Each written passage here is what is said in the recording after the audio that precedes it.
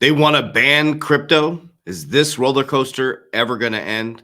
We're going to find out in today's video.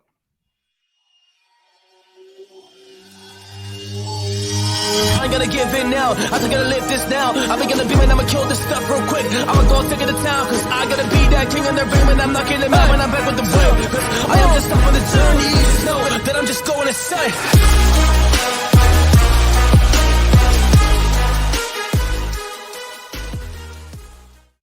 Warriors rise. Grand Rising. Good evening, Warriors all over the world.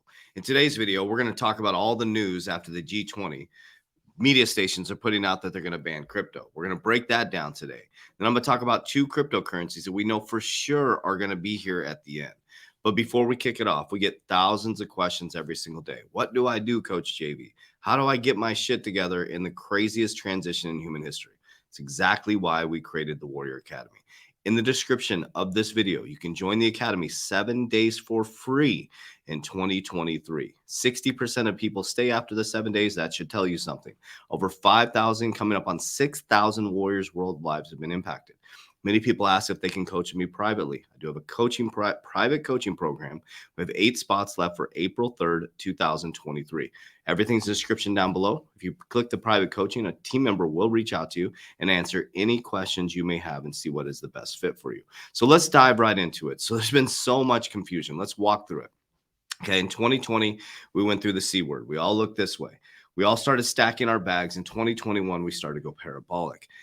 As we went into 2022, they came collapsing down. We have a stablecoin collapse, Celsius collapse, FTX collapse. I've been teaching you the game for a very long time. First, they resist it, then they sue it, then they regulate it. Okay, now we're heading into the regulation and joining phase. So you're going to hear all kinds of narratives. China's banning crypto. How many times they said they're going to ban crypto, guys?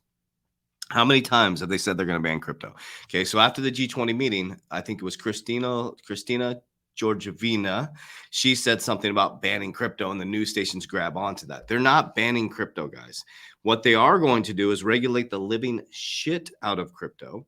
And what they are doing is they're flooding the public out of cryptocurrencies. They're going to smash exchanges with regulation, and they're going to put a bag of currencies together, re-regulate the monetary system, and cryptocurrency, blockchain technology, and certain stable coins are going to be the new monetary system. You just have to hold on like a tick on a dog, understand intrinsic value, and hold on to the ones that you think are going to be here. Nobody knows for sure exactly what's going to be here, but you have to make informed decisions. So the G20 met. So we have the BRICS countries, we have the G20. This is a big, big meeting, and it was a lot about cryptocurrency. So this is great news. World Economic Forum had the most meetings about cryptocurrency, and there was only a couple companies there. Circle, Ripple were two of the main ones. G20 had a bunch of talk about cryptocurrency. We are here. We are in the regulation phase. What I believe is going to happen, the economy is going to come collapsing down with these high interest rates on the back end of the year. There's going to be a major pullback in all assets, and it's purposely going to be done at the end of the Shemitah. Okay, we're almost 1 year from September will be the end of the Shemitah, and then it'll pull back really deep, gives us an opportunity to buy intrinsic value companies at a very low price, and then Bitcoin halving, then regulation's going to come in next year, and boom, it's going to go parabolic, and you have to have an exit plan, Warriors. Make sure you have an exit plan. Okay, so G20 ban on crypto emerges as possibility as countries see need for regulation. The Indian government has been looking for a global consensus on regulation of crypto. While the Reserve Bank of India has favored a complete ban of these private currencies. Okay, so that's where that came from. And then Christina Georgievina also talked about a ban. So let's listen to this. This is from Indian News, and we'll listen to what they had to say about the G20, and then we'll dive into the facts, figures, numbers, logic. They're not banning crypto, Warriors. They're regulating it. So we got to figure out which ones are going to be here. A push by Group of 20, that's G20 president India, to regulate cryptocurrencies gained support from both the International Monetary Fund and the United States on Saturday as finance chiefs of the bloc wrap up 2 days of high-powered talks.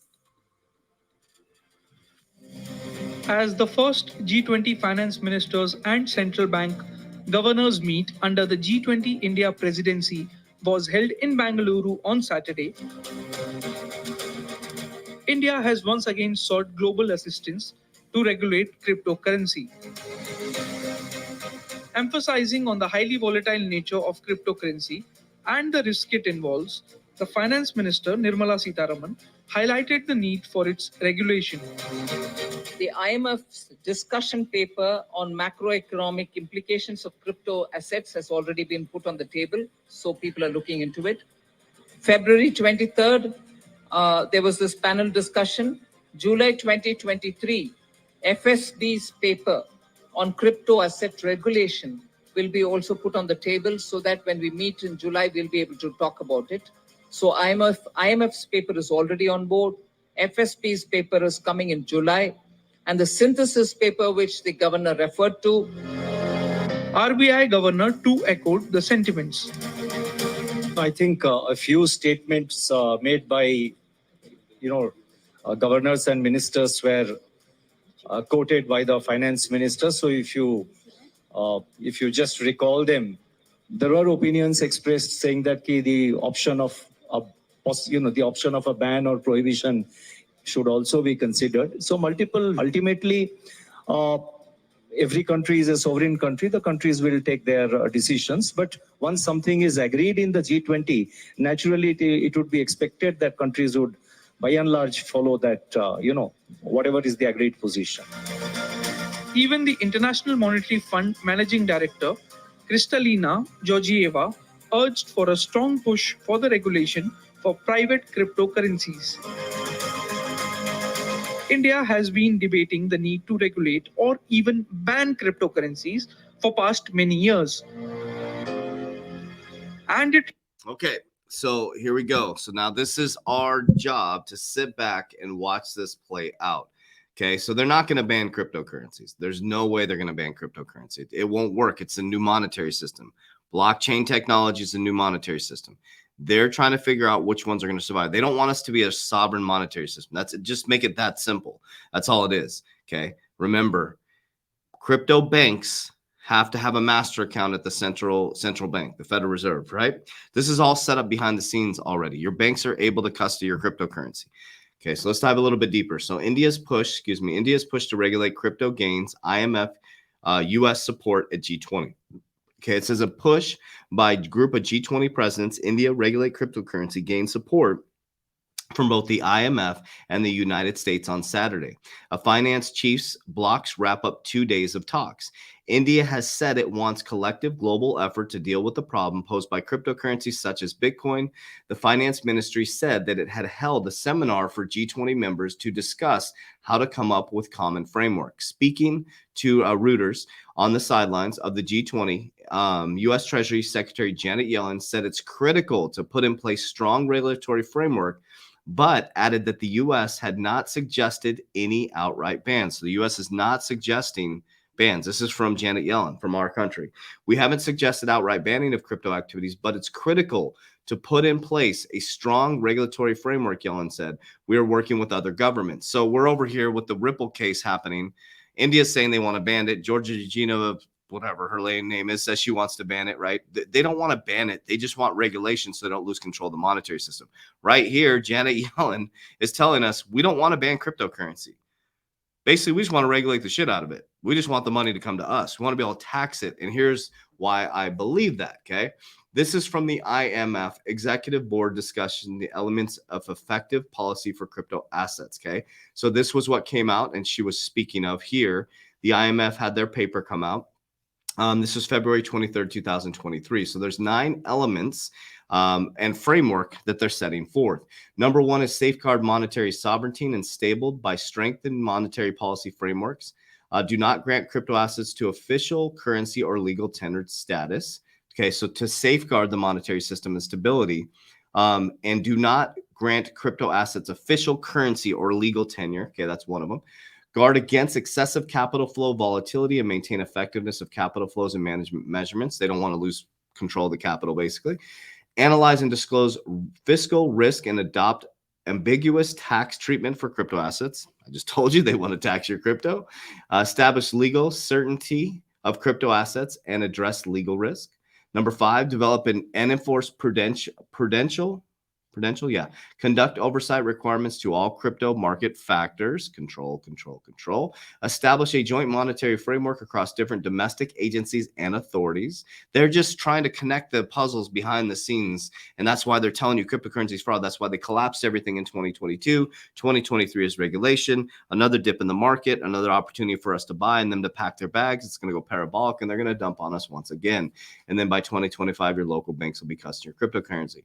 Number 9, strengthen global cooperation to develop digital infrastructure and alternative solutions for cross-border payments and finance.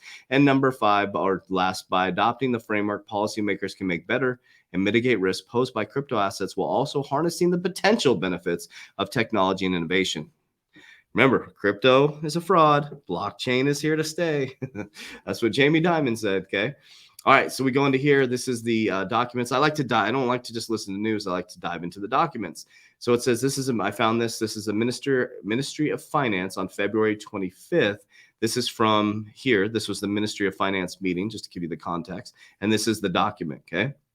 It says panel discussion on policy perspective, debating the road to policy consensus on crypto assets. Well, let me ask you a question. So 2 years ago, none of them were talking about crypto. It was just a fraud, right?